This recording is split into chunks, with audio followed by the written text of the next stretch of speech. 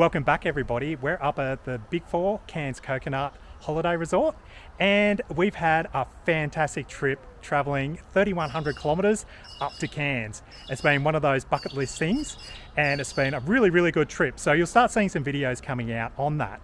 But this episode is all about a few improvements we've made to our setup and running through them just to consolidate it and show everyone what we've done to make things work a little bit better again. I'm always on the hunt for things that improve things, and in this case it was more about culling things out and trying to get our weight down, make everything much more efficient. Given our trip up was basically a drive day, quickly set up, explore a little bit, drive again, and then keep on going through that routine. So we've done a lot of setups and pack downs where we need things to be quick and efficient. So let's start running through a few things that have worked, and then I'll cover off one thing that's been a little bit more tricky than I planned and show you what that's all about. So come along as we show you how. So this will be a quick little episode like what I did when we were at Hat Head, just running through what's working and what's not. I'm actually going to do a video series on all the prep for this trip.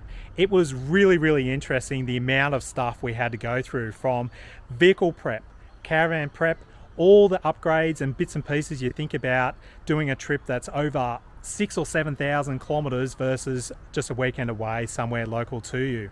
We had to go through a lot to prepare and make sure everything would make it there and back and not give us any dramas along the way. And as part of that, there was a few little additions that we made, which you'll see through this video as well, including getting everything weighed to make sure we were in check. Now, the other thing that I want to present as a little episode is trip planning, because we're actually going up to a fairly busy part of the world in the most busy time of the year. We actually had to do a ton of trip prep. So I'll run through what's worked and what hasn't from that point of view, and a little tips and tricks of things we learned along the way. For example, our initial thoughts was, we'll just wing it and we'll get all these free camps and all this sort of thing to keep costs down. In the end, we just had to fully book everything because everything was disappearing because there's so many people up here. So I do want to run through that trip planning as well as vehicle and caravan prep, and I think there'll be a lot of tips and tricks in there for everyone. But for now, let's get into the action here and I'll show you a few things we've adjusted and changed along the way. So what we've done, and I'll try to cover this in a future episode, is we've actually gone through and replaced all our outdoor furniture. So the main goal there was culling out a whole pile of weight that we don't really need to carry around. And a part of that also was making things all nice and modular so we can adapt and change around depending on what we're doing. Our friends that are traveling with us, they'll quite often bring their table over because we've got a big area under here without an outdoor kitchen. So we'll have a big long dining table. So what I've done to start off with is I've changed out the molded plastic tables that most of us carry along, and even in the setup when we bought the Journey, I went to a lighter table. But I've actually changed down to these aluminium slatted tables that you get from Anaconda. These are on special for $50 each, so that was a bargain, and they only weigh 1.7 kilos each. The best thing is I can actually split these apart so we can use them just as a little square table. We can put them together as a big dining table if we want to all sit around, and I've actually bought a third one to put the butane cooker on.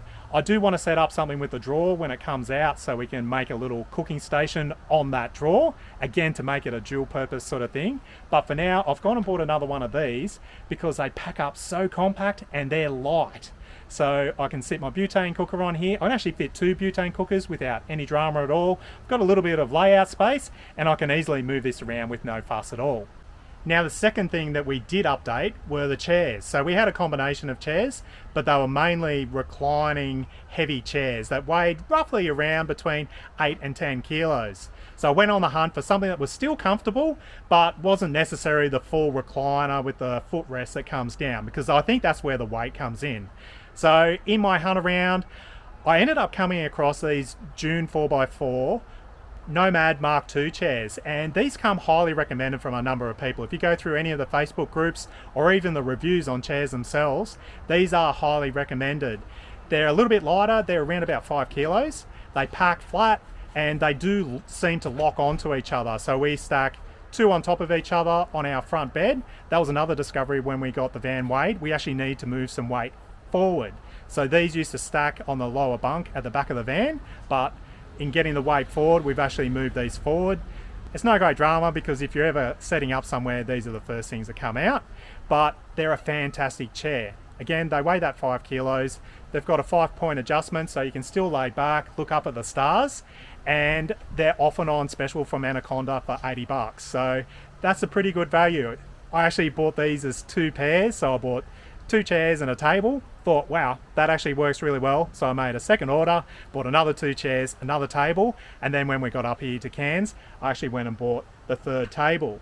Now, where these come into play for us and where it's really improved the packing efficiency is that the tables fold up into a roughly 800 high sort of tube, like a fold-up camp chair, I guess, and they fit perfectly in this back boot of our Jayco Journey. That's also the same with the muck mat. That fits in perfectly here, along with our butane cookers. So everything fits through the hatch and it keeps all the outside stuff on the outside of the van, which is something I've been trying to do. So that's actually been a really efficient way of storing our gear, as well as updating the layout, making it more modular and flexible for our use. Keeps everything the same and nicey nice, which I do like. And most of all, keeps the weight down. Another weight saving thing is we've actually swapped to one of these clip-on clotheslines that go off the awning itself. And again, that all folds up really compact. It's light as, and stores in that rear boot section as well. So again, everything just goes from the outside into that boot section and then can come out as we need it. But the main reason for this is obviously we get the big long line space. This can actually click and be moved under the awning if we're trying to dry things and it's extremely wet, so that's really handy. You don't need to peg it down to the ground like those little miniature clotheslines that we used to have, and most of all, these would be well under half, if not a third of the weight of one of those miniature portable camp clotheslines. So that was another improvement. I'll actually do a full video on this because I've had to modify it to work with our Solara awning, and I'll run through how that happened because there were a few different types that you get, but again, I'll put that in a separate episode. And I've had to modify this slightly, but it's actually been an advantage because it's got a nice firm foam surround on it now, so it doesn't scratch, mark or rattle around like it probably would have as they actually sell it. So I'll show everyone that when we get back and how you set it up, how it works, and it's actually been a pretty good thing. It's worked really well here. We've been drying things off in between the showers because we've been swimming so much. We've got a lot of towels, swimmers and stuff like that as well. One thing we have been trying to work out is how to store all your sports equipment that kids carry along. So we've got basketballs, soccer balls, and all our shoes and bits and pieces. And Michelle actually got this collapsible Austrail little caddy bin thing, and it's actually worked pretty well. You can actually pick it up. We put everything in here, shove it in the back of the van when we're traveling. Again, when we get to the site, it just comes out and it sits out here, and it keeps everything fairly organized where you can put thongs and shoes and all your balls and bits and pieces in there, and they're not rolling around the site and getting lost. So that's something we're working on, both the storage of all your bulky bits and pieces and fiddly things, as well as the bin, and we're at the moment just using a larger bin. For me, that works really well, but we might update that. I didn't want to use a collapsible bin that some people do like to use, because what happens is if you leave that outside just with a bag inside it, it's very easy for wildlife and rodents to get in and rip that open overnight, and I don't particularly like that. So we've still got this trusty 20 or 25 litre kitchen bin, again, that you can easily take the bags out, put them in the rubbish, and put this in the back of the van while you're traveling along. And I nearly forgot one critical thing. We actually fitted a tyre pressure monitoring system onto the caravan. We've got a new vehicle coming. It's actually waiting for us for when we get back, and it's obviously got its own tyre pressure monitoring system. So we just got a set that runs the caravan, and that's been really good peace of mind. So you can actually watch what the tyres are doing, check that they're not overinflating or you've got a puncture or anything like that. And I actually ended up going with iCheck TPMS because it seemed to be one of the best systems around, and as opposed to the Safety Dave, it's just got this really nice, neat little monitor. It just sits on your dash. It's got the solar panel on it like most of them do, and it seems to be a lot more reliable than some of the cheaper ones. You can obviously get it in a number of different configurations. I was originally going to get it so that we could run the vehicle and the van, but I decided we only really wanted to monitor the van because that's something you can't feel or see while you're traveling along. So that's been fantastic peace of mind, and I'd highly recommend it. It's something that most people gloss over or don't really think about. It was a last minute purchase for me where I went, ooh, that would actually be really handy. So have a look at that if you're doing a long trip. That way you don't have to worry about your tyres so much when you're traveling along. And as always get out and check the temperatures, make sure everything's all nicely traveling along and nothing's overheating. These also have a temperature gauge on them, but obviously it's only related to the tyre. You want to check and make sure your hubs and bearings are all traveling along really well, particularly when you're doing those long hauls between your destinations. Inside we haven't changed things around too much, but I have made one improvement, and that comes over from our Jayco Swan. And anyone that's watched one of our previous videos will notice we put this wire shelving that comes from Bunnings into the Robe unit in our Jayco Swan. And it has been fantastic. Now, we originally ran this Robe with the original Jayco setup, but given we were coming on this trip and we wanted to make things a little bit more ordered, I actually installed this. We had like a hanging plastic thing that came from Kmart that went into the Robe hanging sort of area, but it wasn't all that efficient. These wire shelves, they're a fantastic bit of gear. If anyone's interested, I'll do an updated video on how this gets installed into the Journeys and other caravans, given the other video was fairly specific to the Jayco camper trailers. But you essentially just have two rails on the back, then two brackets on either side that come out. These clip in. I got this done in probably 40 minutes a weekend before we left. It's just trying to find the right storage bags or baskets that fit the width of the cupboard that you're trying to store things in. They mightn't be quite the right depth or anything, but as long as the width is roughly the same, I find it's fairly efficient. So we've got 3 canvas bags, which are the Buck Wild brand that Outback Equipment sell, with the clear tops, and that's good because you can pull them out and have a look and see what's in there. And then down the bottom, I've actually got 2 polyester bags, and you probably can't quite see because we haven't got very good lighting in here, but they're the polyester thumper bags that I was actually going to use on the drawer slide. So this video isn't about actually the DIY side of it, but there's a few little improvements we've made for this particular trip, and they've worked really well. So I thought I'd consolidate them into this video just to give people some tips and tricks while we're traveling along the way. And while it's fresh in my head, because once we get back, I'll get busy with everything else and forget about all these things. So I thought that would be a good thing to cover off. Now, as I unlock this hatch to show you the drawer, which the video should be released the day that I'm filming this one key system has been fantastic.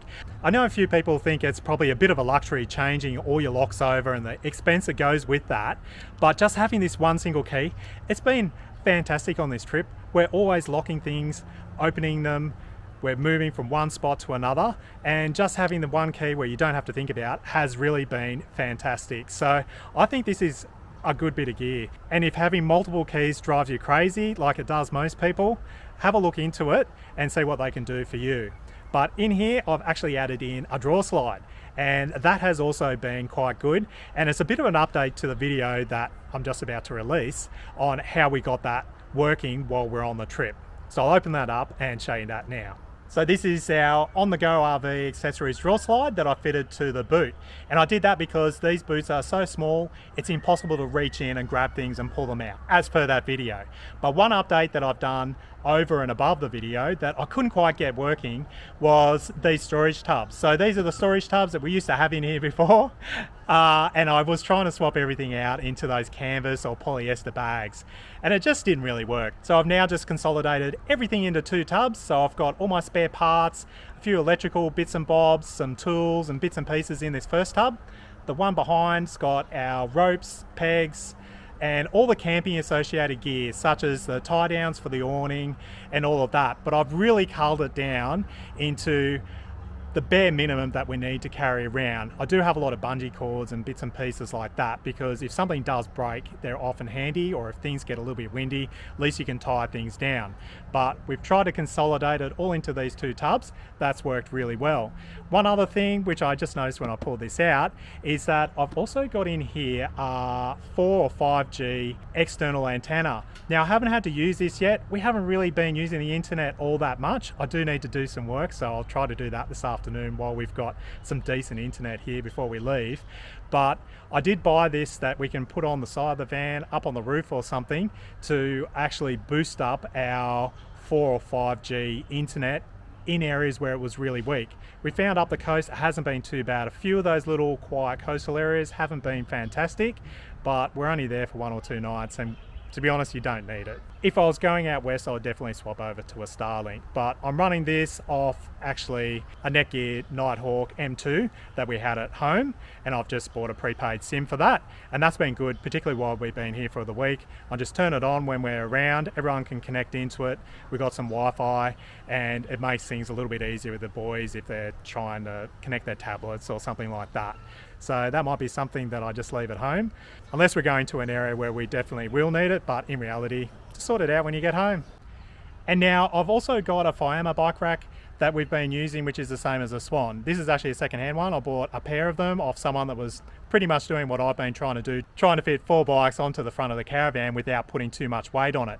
Now I think I do have a solution to this whole 4 bike thing, and I'll put a little photo here, and I'm going to do a future episode on that. We had this full setup weighed with the 4 bikes and that bike rack setup, and it came in as a perfect weight. So that's still very plausible for us, and we'll probably swap that over when we get back after this big trip. These things are fantastic. You can usually buy them for under $300. Outback Equipment always has them on special.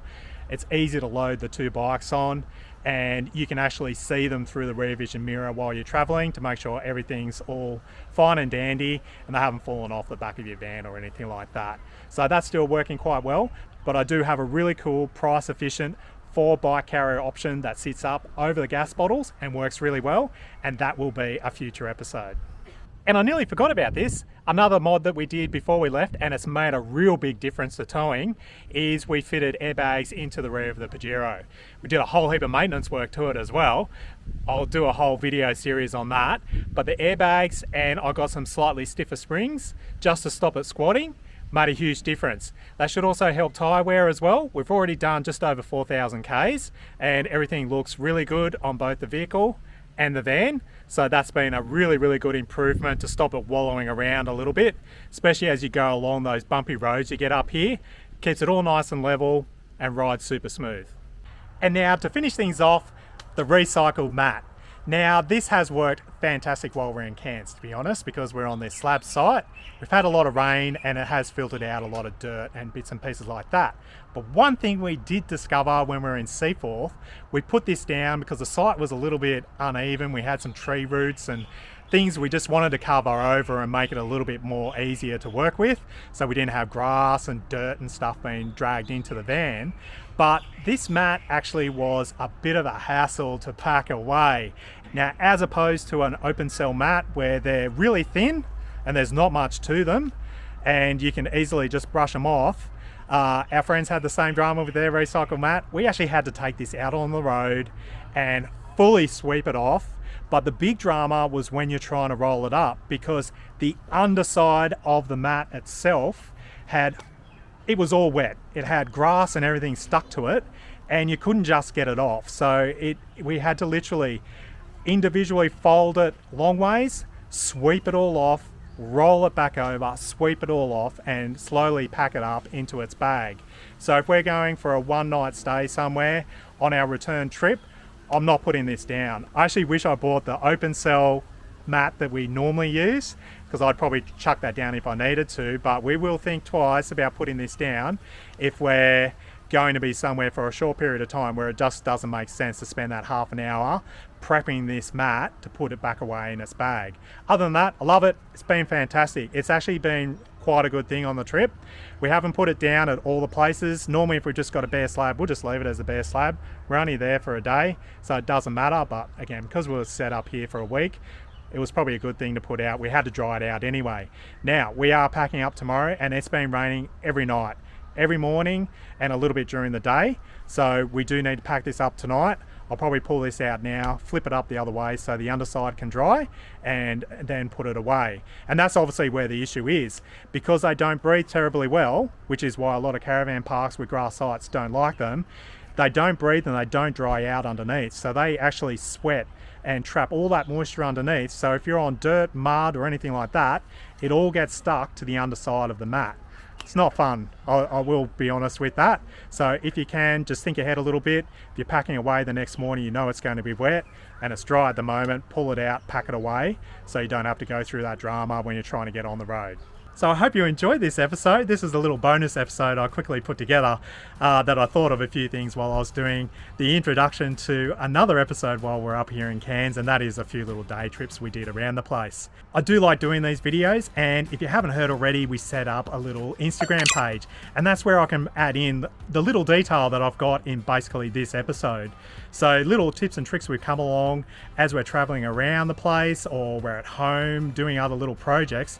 I can quickly add them in as an Instagram reel or just a little Instagram story to make things a little bit more instant, hence Instagram, and a little bit more interactive with everyone that's out there watching, so you don't have to wait for an episode to come out, because once I film all this I've got to edit it all together and blah blah blah.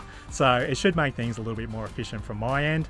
Don't have to make it a full episode, I can just make it a tiny little story or reel and everyone gets to watch it, and I can put out the information that I love doing. So if you haven't already, go and follow us on Instagram. It's workleafplay_adventures, because workleaf play in all the different combinations wasn't available, and I thought adventures is kind of cool because then we can add in a few little day trips and stuff like that.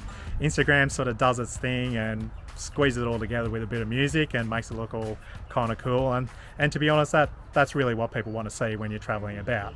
So I'll try to do a lot more of that now I have that up and running. But anyway, I've got to get going. I want to go down to the pool. This is our last day here. We're about to pack up and get ready to head over to the Atherton Tablelands. There'll be a few little episodes coming out on our trips and travels while we're doing this big long journey up to Cairns and back. So I hope you enjoy all that. So stay tuned for a lot more content, and I've got a pile of projects when we get back.